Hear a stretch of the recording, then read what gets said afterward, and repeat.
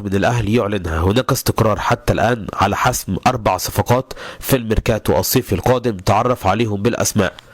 أكد مصدر من داخل النادي الأهلي على أن هناك استقرار حاليا على حسم التعاقد مع 4 صفقات في الميركاتو الصيفي القادم. طبعا أولا بعد اللي شفناه في إصابة ياسر إبراهيم، وإن الأهلي دلوقتي ما عندوش فقط غير عبد المنعم ورامي ربيعة، لأن متولي خلاص أصبح خارج الحسابات وتم استبعاده من رحلة السعودية ولقاء الزمالك، فضلا عن أن خالد عبد الفتاح برضه مستواه الحالي لا يؤهله للتواجد في هذا المركز.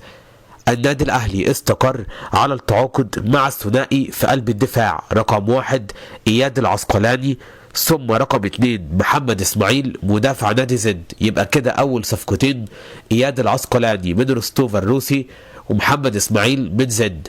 ثالث صفقة محمد شكري باك ليفت سيراميكا كليوباترا، اللي الأهلي خلاص أبلغ سيراميكا بتفعيل بند شرائه وهو 9 مليون جنيه في نهاية الموسم الحالي.